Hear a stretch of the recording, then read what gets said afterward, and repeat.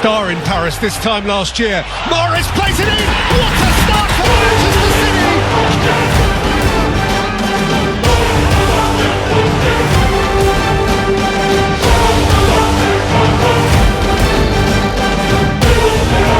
That's a terrific turn from Vinicius, who chases away from Diaz and keeps on going. Vinicius! Oh, wonderful goal! Wonderful, wonderful goal!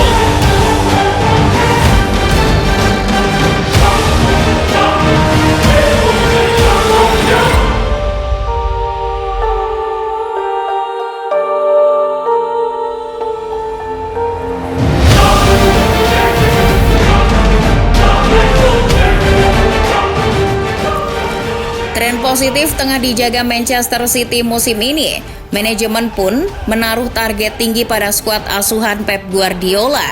Mereka bukan lagi mengincar 1 atau 2 trofi bergengsi, melainkan 3 trofi sekaligus.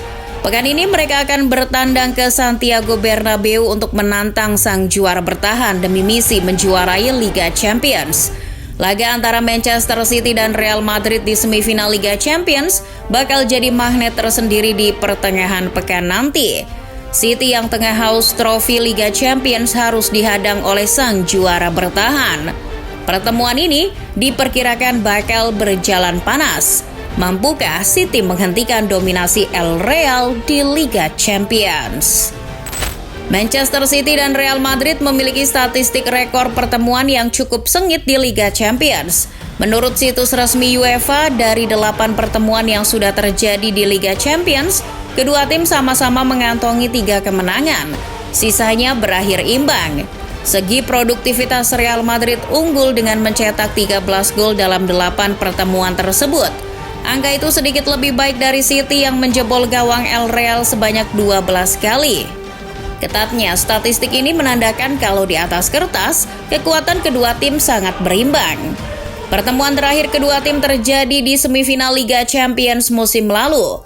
Manchester City sebetulnya berhasil unggul di leg pertama dengan skor 4-3. Namun berkat mental juara, Los Galacticos berhasil mengembalikan keadaan di leg kedua dengan skor 3-1. Akhirnya skuad asuhan Carlo Ancelotti yang melenggang ke partai puncak. Kali ini pertandingan leg pertama akan dimainkan di Santiago Bernabeu. Kita semua tahu kekuatan magis Bernabeu kerap memberikan suntikan tenaga kepada Real Madrid. City harus mempersiapkan mental lebih untuk menghadapi pemain ke-12 El Real. Jelang duel panas ini ada sudut pandang yang menarik. Lebih dulu menjamu Manchester City di kandang, Real Madrid justru tengah dalam keadaan tak menentu di Liga Spanyol. Dalam 5 pertandingan terakhir, El Real hanya mengantongi 3 kemenangan. Sisanya kalah dari Girona dan Real Sociedad. Kini anak asuh Carlo Ancelotti harus rela turun ke peringkat ketiga setelah Atletico Madrid menyalip karena meraih kemenangan atas Cadiz dengan skor 5-1. Dengan hasil ini, Real Madrid tertinggal 1 poin atas rival sekotanya itu. Hal itu sangat berkebalikan dengan performa Manchester City di Liga Inggris musim ini. Skuad racikan Pep Guardiola justru tampil terengginas. Berstatus sebagai juara bertahan, City menunjukkan mental juaranya meski sempat tertinggal beberapa poin di belakang Arsenal. Dari 5 pertandingan terakhir, The Citizens berhasil menyapu bersih dengan kemenangan. Bahkan City belum tersentuh kekalahan lagi sejak takluk di tangan Spurs awal Februari lalu. Dengan menuai hasil luar biasa ini, Manchester City berharap menyalip meriam London yang sejak awal sudah memimpin klasemen sementara Liga Inggris. Fans Arsenal tampaknya harus menerima kalau semua akan City pada waktunya. Situasi yang bertolak belakang ini tentu akan dimanfaatkan oleh Manchester City. Mereka pasti akan mati-matian untuk mencuri gol di Santiago Bernabeu. Namun City juga harus tetap waspada. 2 kekalahan Madrid di La Liga disebabkan oleh rotasi terpaksa yang dilakukan oleh Ancelotti. Bisa saja mereka sedang menyiapkan kejutan untuk menyambut Manchester City. Musim lalu boleh jadi milik Real Madrid, tapi musim ini Manchester City datang dengan ambisi yang lebih besar dari musim-musim sebelumnya. Bisa dibilang City telah meningkatkan kekuatan untuk menandingi tim-tim Eropa. Itu sudah terbukti saat menaklukkan raksasa Jerman Bayern Munchen dengan skor agregat 4-1. Manchester City akan berkunjung ke Santiago Bernabeu dengan bekal belum terkalahkan selama ajang Liga Champions musim ini. Pep Guardiola telah meningkatkan kualitas tim dengan baik. Terlebih dengan tambahan Erling Haaland di lini depan, skuad City terlihat begitu sempurna. Tak bosan-bosan kami menyebut bahwa Haaland merupakan kepingan terakhir yang City cari selama ini. Sang pemain memaksimalkan setiap peluang yang diciptakan oleh lini tengah maupun lini bertahan. Musim-musim sebelumnya kita bisa melihat berapa peluang yang sudah diciptakan oleh De Bruyne akhirnya terbuang sia-sia lantaran sang penyerang tak mampu mengkonversi menjadi gol. Musim ini kita jarang melihat itu. Build-up serangan yang dibangun City terasa lebih efektif. Produk akhirnya sudah jelas, yakni sebuah gol. Semoga Carlo Ancelotti memiliki waktu yang cukup untuk mempelajari gaya bermain dari striker asal Norwegia tersebut. Manchester City yang tengah overpower bukan tanpa kelemahan. Mereka bukan tim yang tak bisa dikalahkan. Di Liga Inggris, City mengalami 4 kekalahan termasuk dari tim mediocre seperti Brentford. Jika mengumpulkan rekaman-rekaman pertandingan di mana City kalah, kelemahan City bisa terlihat dengan jelas. Tim yang mengalahkan City pasti berhasil mematikan pergerakan dari beberapa pemain kunci City, termasuk mempersempit ruang gerak Erling Haaland. Menurut situs Transfermarkt, di laga yang berakhir dengan kekalahan City, Haaland tak mampu mencetak 1 gol pun.